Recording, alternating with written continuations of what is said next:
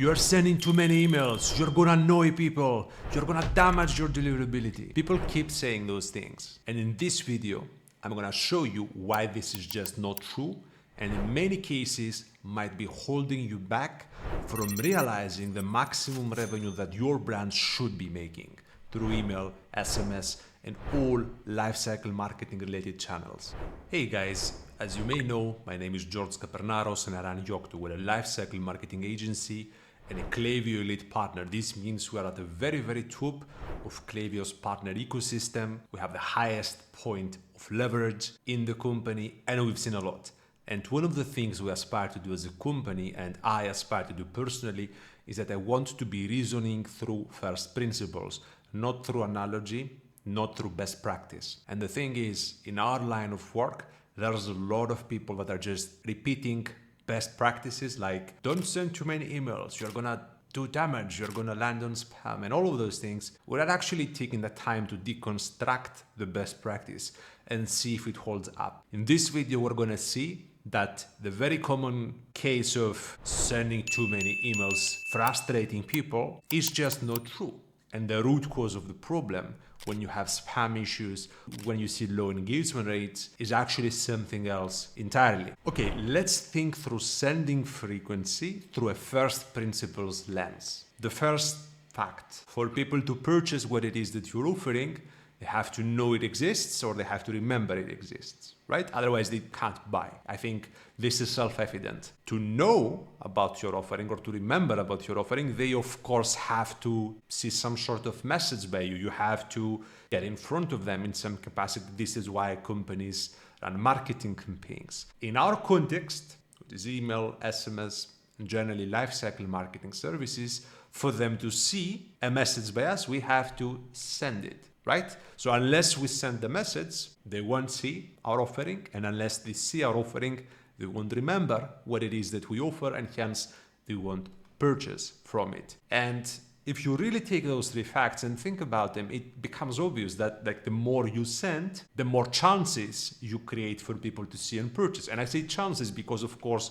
not everybody's buying right now today, and it's not necessarily the case that every single message will trigger somebody to purchase, but just by remembering that your offering exists, it's more likely that when they do have the need, they will get your own website, to your own brand, and purchase from you and not somebody else. And to put this in a very simple way, the more you send, the more you earn. And I think so far, everybody would agree with what I'm saying, so long as we add this condition, which is the more you send, the more you earn, as long as you don't get into trouble from a deliverability standpoint, as long as your spam complaints don't go up, as long as people don't feel frustrated and annoyed by your messages. So the true question here is not, is sending messages good? Because we know it's good. They have to see your offering for them to remember to purchase it when they have a need. The real question is, does sending a lot of messages cause spam complaints? Does it cause frustration in people?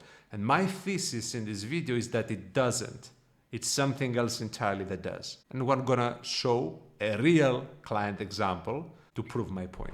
So let's take a look at, this is an actual account. This is not made up numbers. This is a real company that's sending emails right now. And what you'll immediately notice is that they are sending multiple emails a day. So in this case, they've sent 10 emails in a day. And in other cases, they've sent 12, 15 emails in a day.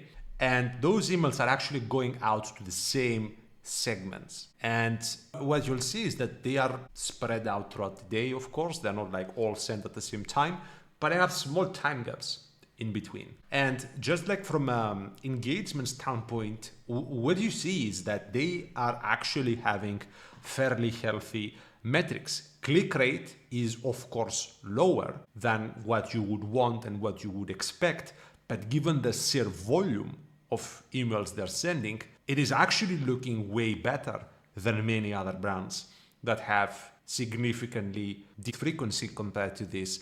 And then what you'll see is that the revenue is also like more or less equally spread across those campaigns. There are some outliers, but fundamentally they are all generating a similar amount of revenue. Now, this is a brand that came to us and told us, hey, what do we do? How do we increase results? And the life cycle dinosaurs in the industry would have seen this and they would have freaked out and said, oh, like, Jesus Christ, you're sending so many emails. You have to do something. You have to reduce, because otherwise you are going to get in trouble. That's not what we did. And the reason why we did not do that is because we actually looked through this company's data over the last years and we found something very telling. First of all, their performance is absolutely exceptional. And I'll show you, because many of you are going to be looking at those numbers and in disbelief, saying that they're fake. So I've opened up the company's attribution model just so that you can see this with your very own eyes.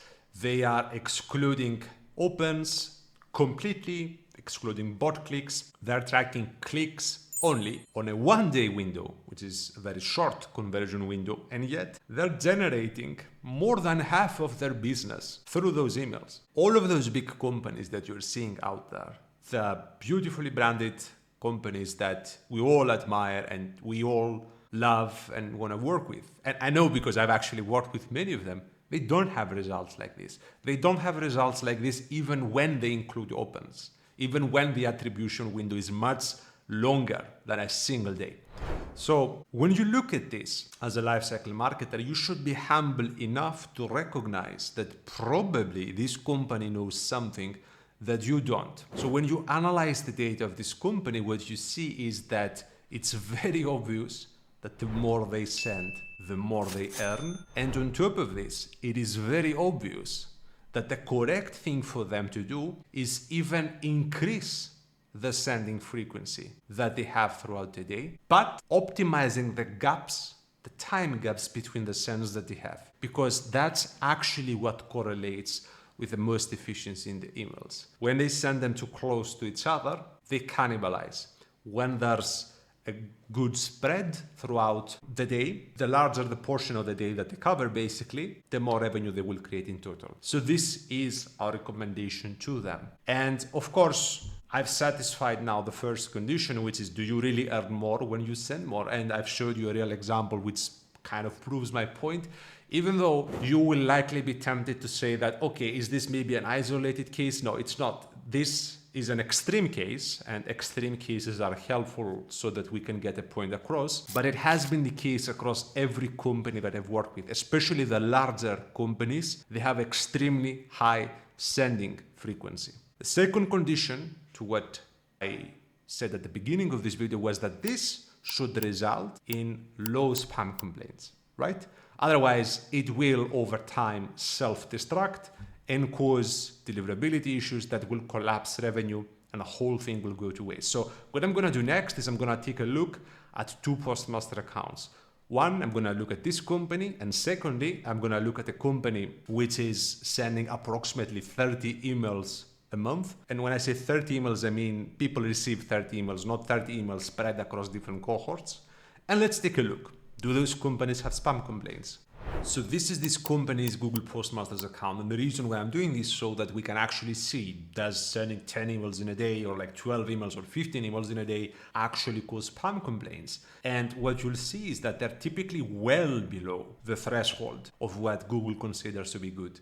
They've only, as of the last 4 months, exceeded this threshold 3 times, which on average amounts to them having no issues, basically, right?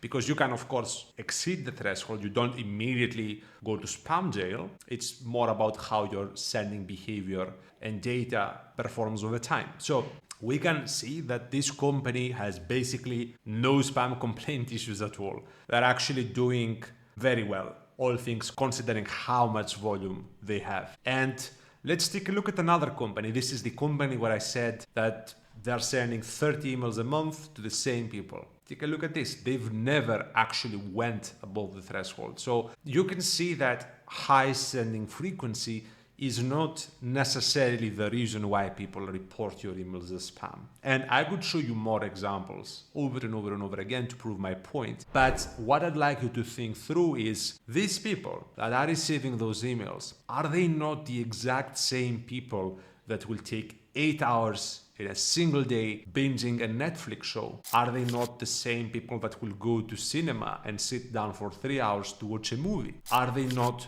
the same people that will chat through with a friend on Messenger or Instagram for hours on end? Are they not the people that will go on TikTok and get lost in the shorts that they're watching? They are the same people, which tells you what? It tells you that the true root cause of frustration with your sending has nothing to do with the frequency of your sending.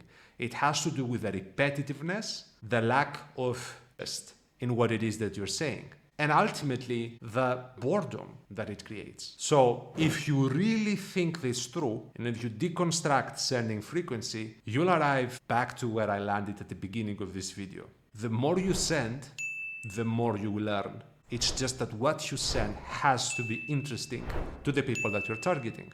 And just to hammer this point home, the reality of most of you, I'm specifically looking at brand marketers now, is that you don't create a lot of content. You don't have a lot of organic content creation, which ultimately causes your lifecycle teams to not have that much to say to people. The best brands in the world, those that are growing and doubling really year after year for years on end, do the following.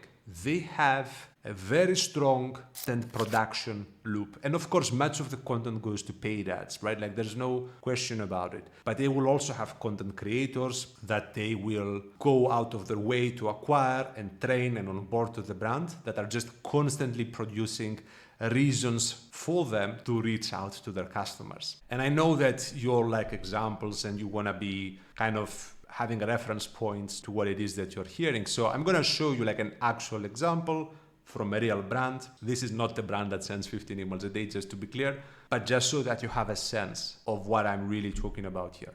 So let's take a look at this. This is an actual brand, very big company, very fast growing company that ultimately sells wine in the US. They're specifically selling Mediterranean wine in the US market. And what they do in a brilliant way is the content that they send, because every single email they send has some sort of value adding component to it. Whether that's a recipe, whether that's like a video that they link to, they always have a reason why they're reaching out to you. And naturally they have very strong performance, even though they're sending tons of emails. They have no issues with spam complaints. They have no real signs of decline in engagement. People keep purchasing their wine over and over again, and they keep engaging with the content.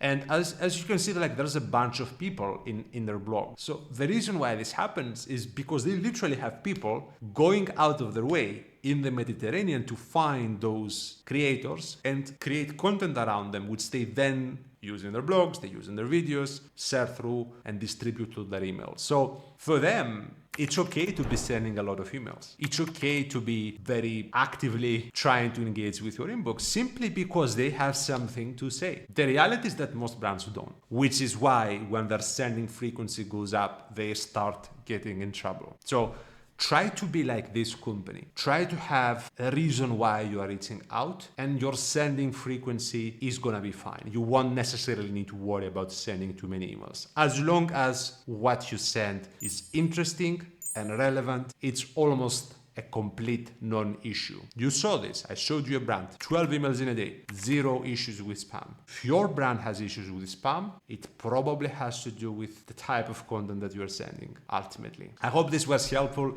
and at the very least inspired you to think through sending frequency in a different way. If you found it valuable, please subscribe. It really keeps me motivated. I do mean to grow this into one of the best resources to learn lifecycle marketing, but this is only possible with your support. So thank you for watching and thank you for subscribing to the channel.